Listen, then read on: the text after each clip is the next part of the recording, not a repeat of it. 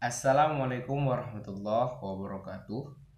Bagaimana kabar adik-adik semuanya? Apakah sehat semuanya?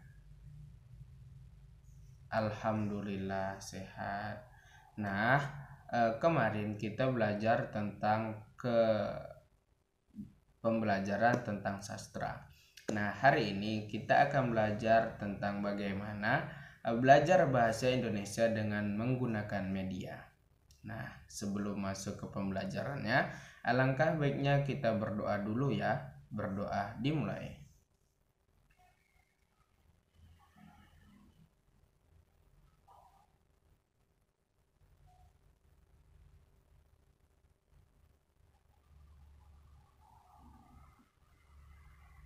Berdoa selesai. Nah, baiklah, kita akan masuk ke pembelajarannya. Nah, kata media merupakan berasal dari bahasa Latin, yang mana media merupakan bentuk jamak dari kata medium, yang mana arti kata media secara harfiah antara lain ialah perantara atau pengantar pesan dari guru sebagai pendidik dan dari sumber belajar kepada siswa sebagai siswa peserta didik dalam lingkungan belajar. Nah, dalam pembahasan ini media digunakan untuk pembelajaran bahasa kedua kepada siswa sekolah dasar. Untuk itu diperlukan pembahasan media yang lebih mendalam sehingga diperoleh pemahaman dan prosedur operasional dalam umum penggunaannya. Nah, selanjutnya yaitu terkait dengan harapan tersebut maka disajikan sebagai beruntun perihalnya. Yang pertama yaitu batas media pembelajaran bahasa Indonesia, yang mana batas pembelajaran ini ialah saat medianya sudah cukup atau sudah pas untuk membahas apa-apa saja yang perlu dibahas dalam bentuk media tersebut. Nah, pembahasan hanya cukup sampai di situ saja. Jangan atau tidak boleh ada pembahasan selanjutnya ketika media ini sudah bisa tidak terpakai di dalam pembahasannya. Nah, selanjutnya yaitu peranan media dalam pembelajaran bahasa Indonesia, yang mana peranan media ini sangat berpengaruh dalam pembelajaran. Nah, yang ketiga yaitu jenis media dalam pembelajaran bahasa Indonesia. Nah, ada beberapa jenis media yang bisa digunakan dalam berbagai judul pembelajaran bahasa Indonesia, yang mana kali ini judul atau jenis medianya dapat disesuaikan dengan judul atau materi apa yang akan diangkat pada hari ini. Nah, batasan media pembelajaran bahasa Indonesia ini dijelaskan menurut sejumlah pandangan pakar dan sumber-sumber pustaka, yang mana media dipandang sebagai komponen dalam lingkungan siswa atau peserta didik yang memberikan motivasi dalam belajar. Nah, media membatasi bahwa media adalah alat fisik untuk belajar. Nah, media juga bisa dikomunikasikan dalam bentuk-bentuk baik tercetak maupun audiovisual serta peralatannya. Maka hendaknya media itu dapat dimanipulasi, dilihat dan dibaca. Nah, dari batasan-batasan tersebut disimpulkan bahwa media adalah segala bentuk alat komunikasi yang dapat digunakan untuk menyampaikan pesan atau informasi dari sumber atau narasumber kepada peserta didik dengan tujuan merangsang pikiran, perasaan, minat, dan perhatian dan melaksanakan kegiatan pembelajaran. Nah, dihubungkan dengan pembelajaran bahasa Indonesia, media harus menjadi alat penyampai atau alat penyampai informasi dari guru maupun sumber belajar kepada siswa dalam melaksanakan belajar bahasa Indonesia. Bahasa Indonesia yang dijadikan fokus pembelajaran kepada siswa SD. Nah, dapat diperhatikan siswa SD dalam pembelajaran bahasa Indonesia sebagai bahasa yang penting. Media hendaknya dapat meningkatkan potensi siswa dalam melaksanakan kegiatan berbahasa Indonesia secara lisan maupun tulisan. Dengan media tersebut, pembelajaran bahasa kedua menjadi lebih berhasil dalam peningkatan potensi siswa dalam berbahasa. Nah, selanjutnya yaitu peranan media dalam pembelajaran bahasa Indonesia, yang mana pembelajaran bahasa Indonesia merupakan suatu proses interaksi peserta didik dengan guru sebagai bentuk sebagai pendidik dan sumber belajar dalam lingkungan berbelajar bahasa Indonesia. Nah, menurut Hamilik, ada beberapa peranan media dalam proses interaksi. Yang pertama yaitu memperjelas penyajian atau konsep tersebut dan mengurangi variabilitas. Selanjutnya yaitu memperdalam pemahaman peserta didik terhadap bahan ajar dan sumber ajar, yang mana apabila guru menggunakan media atau menggunakan hal-hal yang disukai anak bisa lebih fokus dalam pembelajarannya dan tidak akan mudah muak dengan apa pembelajaran yang diberikan oleh gurunya. Nah, selanjutnya yaitu memperagakan pengertian yang abstrak yang pengertiannya konkret. Selanjutnya yaitu mengatasi keterbatasan ruang, waktu, dan indera manusia, mengatasi perbedaan karakteristik siswa yang diakibatkan oleh pengalaman maupun lingkungan yang berbeda. Nah, belajar merupakan suatu proses kompetensi kebahasaan, dan kompetensi kebahasaan tersebut berdasarkan potensi atau pengetahuan serta pengajaran. Nah, dalam proses tersebut dituntut kompetisi secara produktif, kompetisi mekanisme psikologis, dan kompetensi pemilihan konteks-konteks. Nah, seluruh proses tersebut harus mengacu kepada akidah bahasa Indonesia, yang mana kondisi siswa dalam belajar tersebut berperan sebagai subjek belajar dengan bahasa Indonesia sebagai bahasa kedua. Apabila belajar bahasa tersebut dilengkapi dengan media, maka media dapat berperan mengatasi interaksi belajar bahasa Indonesia.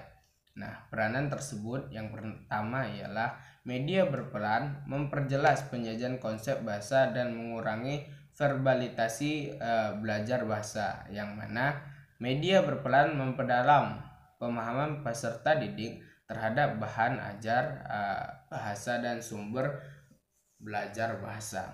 Oleh sebab itu, media berperan memperagakan pengertian bahasa yang bersifat abstrak kepada pengertian bahasa yang lebih nyata atau biasa yang kita sebut dengan konkret.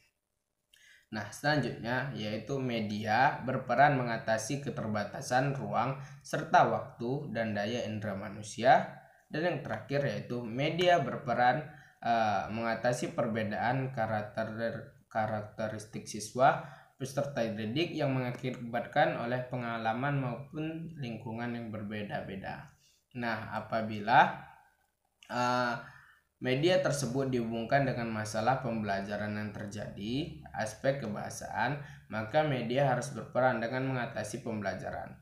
Aspek-aspek kebahasaan, masalah dalam aspek kebahasaan dapat dibedakan menjadi bentuk dan makna. Nah, masalah bentuk bahasa dapat dibedakan menjadi unsur signal dan unsur subnemental, yang mana intonasi dan jeda.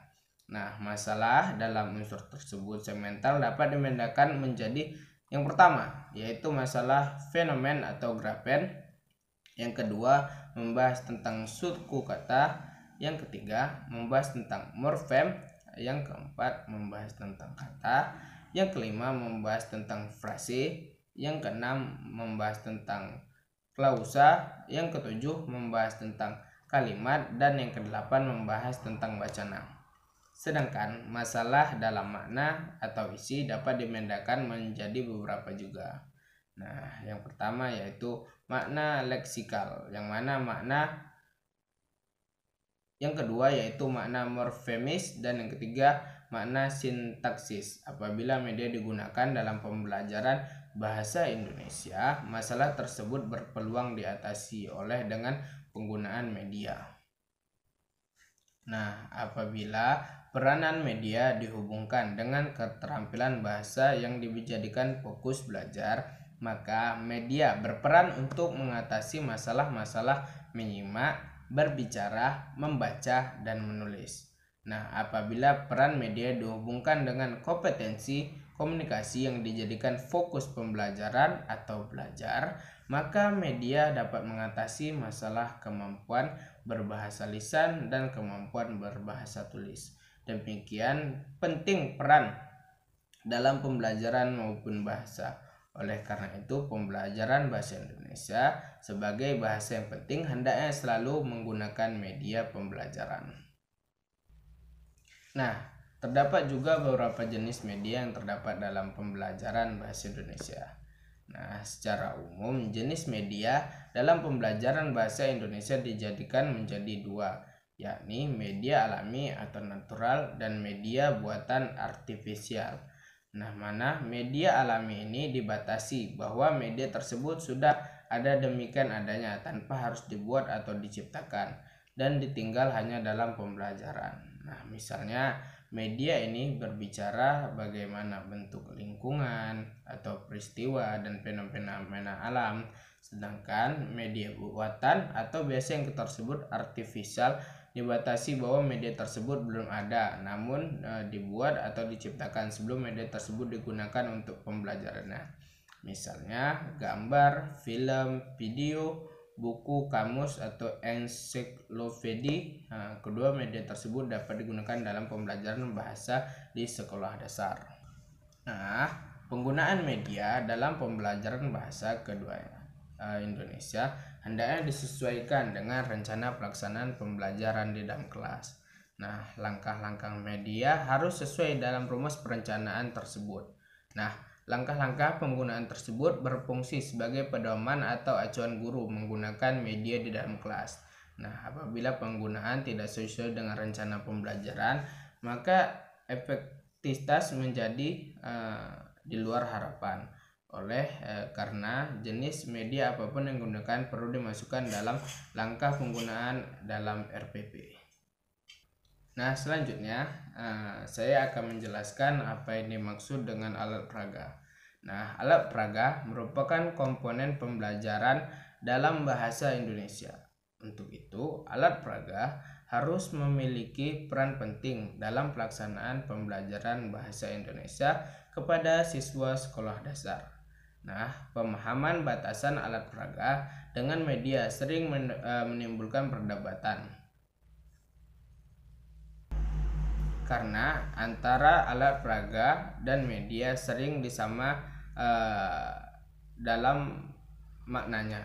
Nah, meskipun media dengan alat peraga memiliki peran yang sama dalam pembelajaran, namun fungsi alat peraga berbeda dengan media. Nah, alat peraga memiliki peran yang sama dengan media pembelajaran, namun alat peraga memiliki tingkat penggunaan dan tingkat pemakaian yang lebih spesifik dibandingkan media. Nah, alat peraga memiliki fungsi meragakan peristiwa, kegiatan, atau fenomena. Nah, alat peraga selalu memiliki sifat yang artifisial, tidak alamiah atau natural, serta karena peragaan merupakan hasil penciptaan, buatan, ataupun peniruan dari hal yang sebenarnya. Oleh karena itu, alat peraga harus dibedakan dengan media pembelajaran. Oleh sebab itu, alat peraga digunakan untuk memperagam atau meniru atau membuat sesuatu yang utuh dan padu, yang mana untuk itu alat peraga digunakan dalam pembelajaran dengan mempertimbangkan pengalaman belajar yang diharapkan. Nah, alat peraga yang dipilih oleh guru harus sesuai atau disediakan untuk memperjelas perilaku atau pengalaman belajar. Oleh karena itu, alat peraga dalam pembelajaran bahasa kedua dijelaskan berdasarkan pengalaman belajar yang diharapkan. Nah, saya akan menjelaskan batasan tentang alat peraga. Alat peraga adalah simbol atau lambang yang digunakan untuk meragakan, meniru, atau menjadikan sesuatu lebih jelas. Dengan harapan alat peraga dapat dalam pembelajaran bahasa kedua dapat dibatasi sebagai alat-alat, simbol-simbol, atau lambang-lambang yang digunakan untuk merangkai atau meniru perilaku bahasa yang dipelajari. Dalam konteks ini perilaku bahasa Indonesia sebagai bahasa yang diajarkan kepada murid atau siswa sekolah dasar. Yang mana jenis alat peraga dalam pembelajaran bahasa Indonesia terbagi beberapa jenis. Yang pertama yaitu jenis alat peraga dalam pembelajaran bahasa Indonesia dibedakan berdasarkan perilaku bahasa yang sedang dikembangkan serta dalam pembelajarannya. Nah, untuk itu ada pembelajaran alat peraga yang akan dibahas dan disajikan ini. Ada anak-anak diharapkan untuk mengetahui jenis-jenis alat peraga sebagai berikut. Nah, yang pertama yaitu alat peraga garis. Yang mana alat peraga garis digunakan untuk menghubungkan dua titik atau lebih, memisahkan bagian atau unsur-unsur, menghubungkan konsep dan kelompok. Dalam pembelajaran bahasa kedua, garis-garis digunakan sebagaimana alat peraga perilaku bahasa tulis siswa. Seperti contohnya, misalnya garis digunakan dalam pembelajaran menulis pada siswa kelas rendah.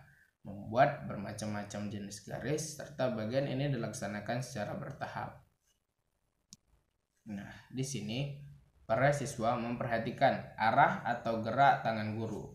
Nah, guru mengulangi dengan cara menghapus dan menulisnya kembali. Guru mengatakan, coba tutup matamu dan bayangkan titik-titik garis pada papan tulis. Kemudian guru menyuruh para siswanya menulis bayangan garis itu di udara. Selanjutnya ditulis di dalam guru masing-masing. Nah, tahapan latihan ini adalah membuat garis putus-putus dan menyambungkan garis-garis putus tersebut, menebalkan garis, membuat sendiri garis sejenis. Nah, rangkumannya, alat peraga merupakan komponen pembelajaran bahasa Indonesia, yang mana alat peraga digunakan untuk meragakan atau meniru, menjelaskan perilaku bahasa. Nah, alat peraga memiliki peranan yang sama dengan media pembelajaran, namun alat peraga memiliki sifat yang artifisial dan tidak alamiah. Nah, dalam pembelajaran bahasa, kedua alat peraga dipilih berdasarkan penimbangan pengalaman belajar, sehingga dalam belajar bahasa Indonesia sebagai bahasa kedua, jenis alat peraga dapat dibedakan bentuknya. Misalnya melalui garis-garis, lambang, simbol, atau alat yang memeragakan perilaku bahasa. Untuk itu, alat peraga perlu digunakan untuk pembelajaran bahasa Indonesia sebagai bahasa yang dipelajari dalam sekolah dasar. Nah, begitu juga dengan media. Media merupakan komponen pembelajaran yang sangat penting. Media perlu digunakan dalam pembelajaran bahasa Indonesia secara lengkap. Nah, oleh sebab itu, media memiliki peranan yang solutif atau biasa dalam mengatasi masalah pembelajaran bahasa.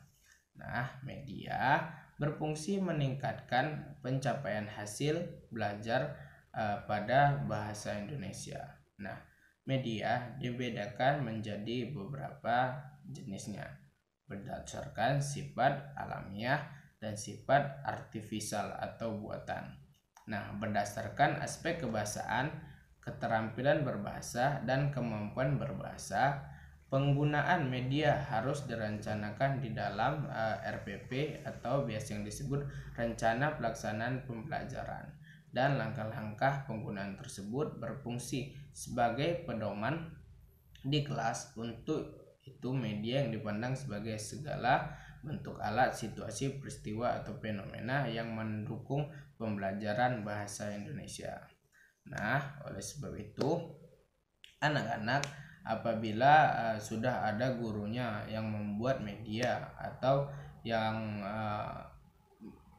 mengajar menggunakan media. Nah, di sini anak-anak harus belajar dan mengikuti pembelajaran menggunakan media dengan baik. Karena di dalam media tersebut pasti anak-anak suka dong, karena biasanya di dalam media tersebut banyak hal-hal atau banyak huruf-huruf yang cantik atau gambar-gambar. Nah, di dalam pembelajaran bahasa Indonesia ini juga ada medianya, yaitu seperti huruf-huruf acak, yang mana huruf-huruf acak nanti akan disusun oleh anak-anak menjadi sebuah kata dan sebuah kalimat. Nah, oleh sebab itu anak-anak harus belajar dengan baik dan dengan giat ya. Nah, mungkin sampai sini saja pembelajaran kita pada hari ini. Semoga anak-anak bisa paham apa yang saya jelaskan tadi dan apa yang saya ajarkan tadi. Nah, apabila ada teman-teman yang belum paham atau adik-adik yang belum paham, bisa bertanya kepada teman sebangkunya atau teman yang lainnya dan nanti berdiskusi di rumah saja ya. Baik, itu saja dari saya. Marilah kita tutup pembelajaran kita dengan mengucapkan alhamdulillahirabbil alamin. Baik, saya akhiri. Assalamualaikum warahmatullahi wabarakatuh.